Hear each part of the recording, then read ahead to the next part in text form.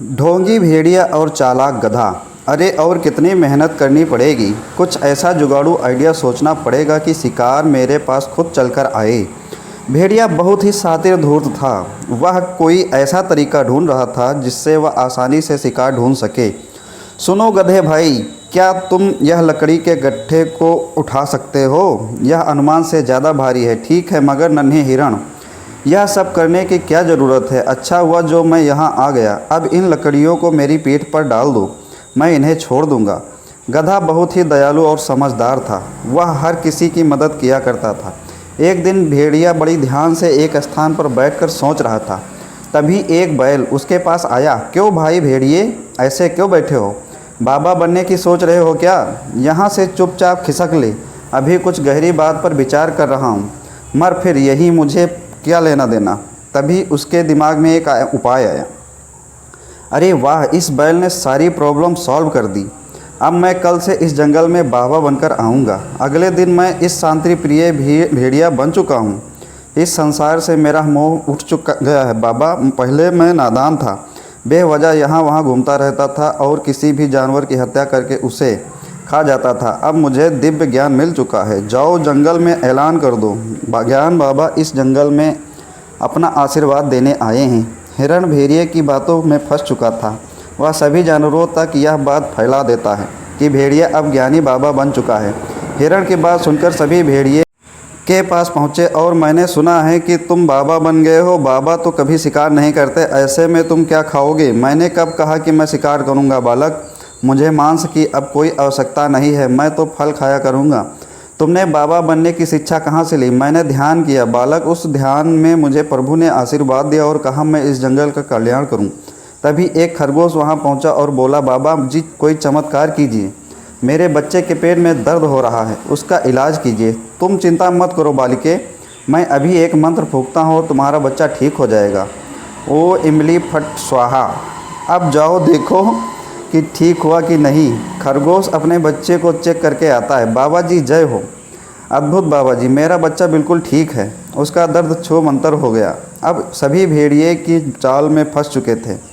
उन सभी को विश्वास हो चुका था कि भेड़िया बाबा बनकर चमत्कार करता है।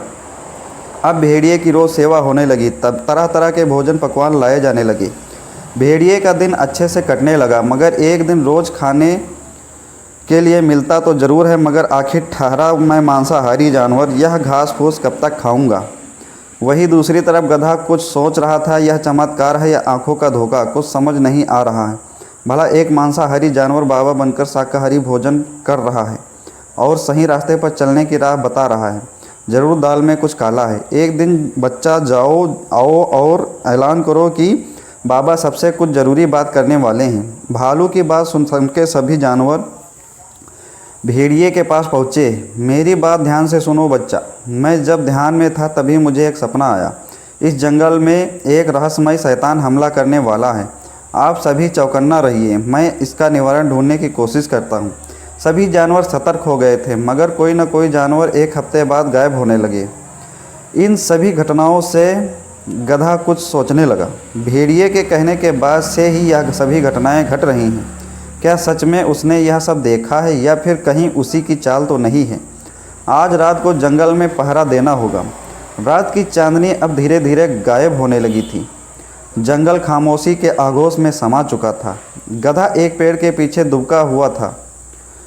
तभी उसे किसी के आने की आवाज़ सुनाई दी। गौर से देखने के बाद उसे मालूम हुआ कि यह तो भेड़िया है। अच्छा जी, दिन में बाबा और रात में शैतान, पीछा करना पड़ेगा। आखिर यह करता क्या है? अरे खरगोश, यहाँ क्या कर रहे हो? तुम्हें मालूम नहीं क्या आसपास शैतान घूम रहा है? इस रात के अंधेरे में अपना रास्ता भूल गया हूँ बाबा जी, क्या आप मेरी मदद कर सकते हैं? अरे साथ चलो, मैं तुम्हें रास्ता बताता हूँ मोक्ष का। और भेड़िया उसे झाड़ियों में ले गया और उसका शिकार कर दिया। गधे ने सारी घटनाएं देख ली थी। अगले दिन बाबा जी, मेरे पति अभी तक घर नहीं पहुँचे। अपनी दिव्य शक्तियों का इस्तेमाल करके पता लगाएं कि वह कहाँ हैं। इसमें ध्यान लगाने की कोई ज़रूरत नहीं, मैं बताता हूँ कि तुम्हारा पति कहाँ है। तुम्हारे कहने का मतलब क्या मतलब है? यह जो बाबा बना फिरता है यही असली शैतान है। यही जानवरों का शिकार करता है और सभी जानवरों को झूठ बोलता है। तुम्हारे पति का शिकार भी इसी ने किया है। तुम यह क्या कह रहे हो? तुम्हें मालूम नहीं है क्या, बाबा जी सिद्ध ज्ञानी हैं। मैं सच कह रहा हूँ, इसे खरगोश का शिकार करते मैंने अपनी आंखों से देखा है। अपनी ये बकवास बंद करो। बाबा जी ने अपनी सिद्ध से चुटकी में खरगोश के बच्चे का इलाज किया है और तुम कहते हो कि यह ढोंगी है। सारे जानवर गधे की बात पर जरा सा विश्वास नहीं कर रहे थे। गधे की समझ में आ गया था कि ऐसे में उसकी दाल नहीं गलने वाली। उसने तुरंत एक तरकीब निकाली। आप सब कह रहे हैं तो मैं मान लेता हूँ कि यह मेरी आंखों का भ्रम है। मुझसे बहुत बड़ा पाप हो गया है। आप सभी मुझे एक बार प्रायश्चित का मौका दें।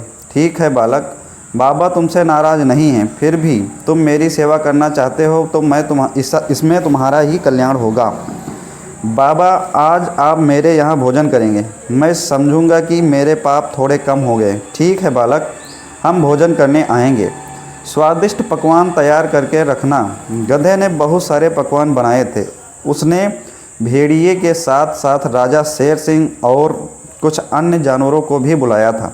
गधे ने सभी को खाना दिया। सभी ने मज़े से भोजन किया, लेकिन जब भेड़िए ने भोजन किया तो उसे तेज जलन होने लगी।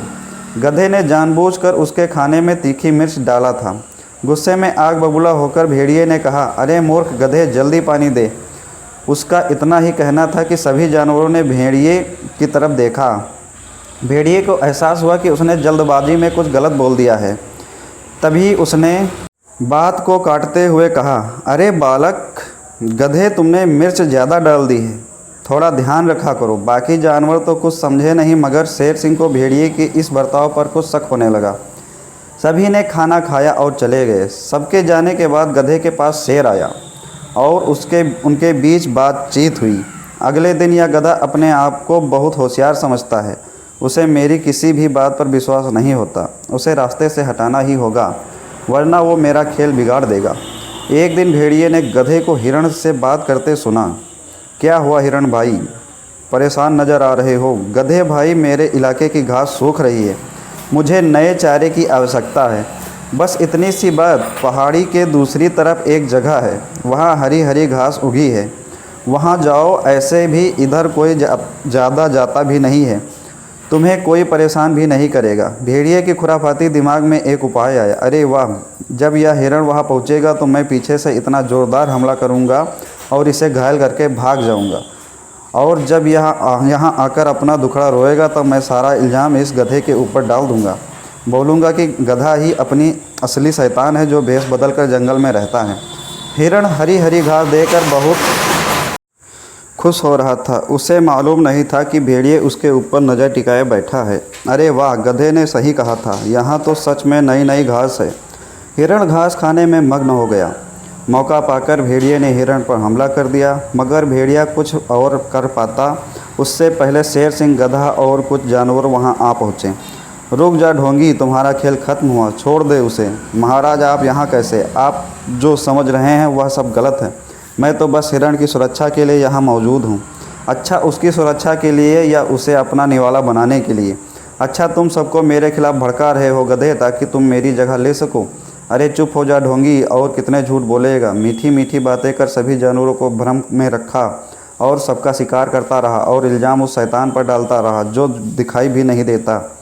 भेड़िया बुरी तरह घबरा गया था। उसकी पोल खुलते देखकर उसने गिड़गिड़ाते हुए कहा, महाराज मुझे माफ़ करें, तुम्हारी माफ़ी नहीं सज़ा होगी। वो तो अच्छा हुआ कि गधे ने खाने पर बुलाया और तीखी मिर्च तुम्हारे खाने में डालकर तुम्हारा मुंह खुलवाने की कोशिश की।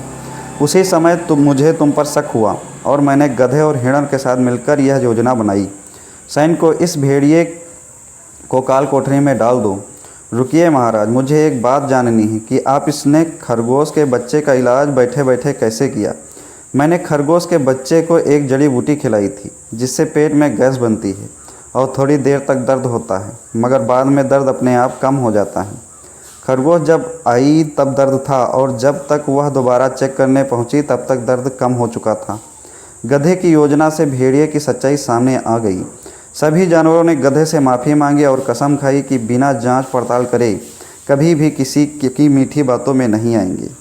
तो दोस्तों, कैसी लगी आज की कहानी पसंद आई कमेंट बॉक्स में ज़रूर बताइएगा, और चैनल को सब्सक्राइब नहीं किए हैं तो चैनल को सब्सक्राइब करिए जल्द से जल्द, और बेल आइकन दबाना ना भूलें। और मिलते हैं अगली कहानी में, तब तक के लिए नमस्कार।